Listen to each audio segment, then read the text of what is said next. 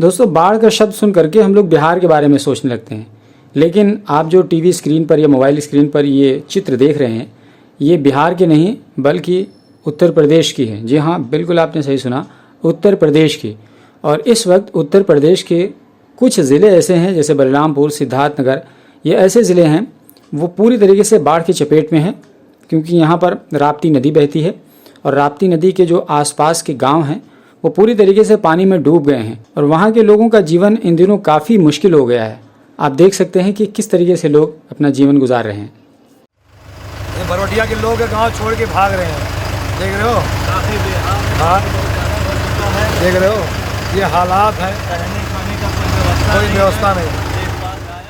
तो जिस तरीके से आपने सुना, और ये गांव के प्रधान हैं, ये दरअसल एक गांव है भरवटिया मुस्तहकम, वहाँ के प्रधान हैं फुरकान महतो। वो ट्रैक्टर लेकर के गांव के बाढ़ पीड़ितों का जायज़ा लेने के लिए निकले हैं और जो लोग ख़राब अवस्था में हैं उनको वहाँ से ला करके वो पंचायत भवन में शिफ्ट कर रहे हैं ताकि वो वहाँ रात गुजार सकें, खाने पीने का इंतज़ाम कर सकें।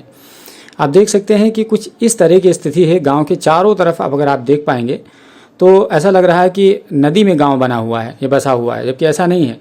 और ये जो चीज़ आपको नदी की तरह दिख रही है, दरअसल ये सब खेत है, किसी ज़माने में हुआ करते थे, लेकिन अब वहाँ कमर कमर तक पानी है और कहीं कहीं तो बिल्कुल आप डूब जाएंगे। अब देखिए यहाँ पर छोटी सी नाव चल रही है और लोग अपने ज़रूरत का सामान लाने के लिए नाव का इस्तेमाल कर रहे हैं। यानी आपको अगर बाज़ार जाना है, मार्केट जाना है, तो आप नाव का इस्तेमाल करते हो, एक तरीके से अपनी जान जोखिम में डाल करके, रिस्क ले करके मार्केट जा रहे हैं और फिर वापस उसी नाव के सहारे से आ रहे हैं। तो कह सकते हैं कि ये गांव की स्थिति है।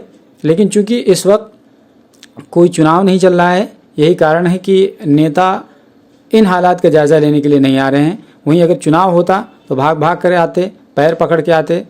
मैं अगर बात करूं कि यहाँ के जो विधायक हैं, सईदा खातून नाम है, समाजवादी पार्टी की विधायक हैं, लेकिन वो भी इन गांव के लोगों का हाल जानने के लिए नहीं आई हैं। देखिए, कोई भी पार्टी हो, चाहे समाजवादी हो, बीजेपी हो, कांग्रेस हो, कोई भी पार्टी है, सभी पार्टियों के नेताओं का यही हाल होता है। जब चुनाव होता है तो ऐसा लगता है सबके माई बाप बन जाते हैं, इनसे बड़ा मसीहा कोई नहीं हो सकता है। लेकिन जैसे ही चुनाव जीत जाते हैं फ़ौरन उनको भूल जाते हैं, मतलब एक बार के लिए भी नहीं सोचते हैं कि दोबारा से हमें इनके पास आना पड़ेगा। इसीलिए हम बार बार कहते हैं कि नेता जो होते हैं वो बहुत ही पाखंडी होते हैं, बहुत मुनाफिक होते हैं, एक नंबर के चालाक और मक्कार अय्यार इंसान होते हैं। लेकिन आम भोली भाली जनता उनके ट्रैप में फंस जाती है चुनाव के दौरान और बाद में झेलती रहती है। ये तो एक पहलू हुआ। अब आइए दूसरा पहलू देखते हैं। ये सिद्धार्थनगर के ज़िला मुख्यालय का है और ये प्राथमिक स्वास्थ्य केंद्र है नौगढ़ सिद्धार्थनगर का। आप देख सकते हैं कि किस तरीके से स्वास्थ्य केंद्र का क्या हाल चाल है। यानी पूरी तरीके से पानी में वो स्वास्थ्य केंद्र है। सबसे पहले तो स्वास्थ्य केंद्र की स्थिति इतनी ख़राब है, जर्जर अवस्था में है और करेला और नीम चढ़ा यानी पानी में भी है। तो आप सोचिए कि यहाँ पर कोई कैसे इलाज कराने आएगा। स्वास्थ्य केंद्र का खुद ही स्वास्थ्य ठीक नहीं है, वो दूसरों का इलाज कैसे करेगा। यहाँ पर पानी भरा हुआ है, आप देख पाएंगे। और पानी किस लिए भरा है? क्योंकि ड्रेनेज सिस्टम ठीक नहीं है। जैसे ही थोड़ा सा बारिश होती है या कहीं से सैलाब का पानी आता है, फ़ौरन न केवल गाँव बल्कि शहरों को चपेट में ले लेता है। अब बताइए, दवाइयाँ किस तरीके से रखी हुई हैं स्ट्रेचर पर और ये डब्बा लेकर के जा रहे हैं। गालिबन ये पोलियो और इस टाइप की चीज़ें जो वैक्सीनेशन का मामला होता है वो इन डब्बों में रखा रहता है। अब सोचिए कि इनको किस तरीके से सुरक्षित करके रखेंगे जब इस तरीके की व्यवस्था है तो। और ये देखिए, जद्दोजहद कर रहे हैं और ये बिल्कुल हॉस्पिटल के अंदर का हाल है कि वहाँ पानी घुसा हुआ है और किसी तरीके से मैनेज किया जा रहा है। सब कुछ होने के बावजूद, इतना पैसा होने के बावजूद स्थिति ये है।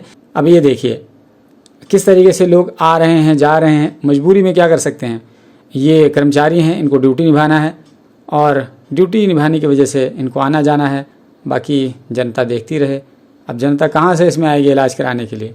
ये कई दिनों के लिए गया, सरकारी तो वैसे ही सरकारी होता है। बहरहाल सरकारी हो या प्राइवेट हो, आम जनता अपने अधिकारों को नहीं समझती है, इसी वजह से नेताओं का गर्दन नहीं पकड़ पाती है और शासन प्रशासन आम जनता को बेवकूफ़ बनाते रहते हैं और आम जनता बेवकूफ़ बनती भी रहती है। अगर थोड़ा बहुत उनके लिए कुछ कर भी देते हैं तो मानो कि वो उन पर एहसान कर रहे होते हैं। हालांकि ऐसा नहीं है।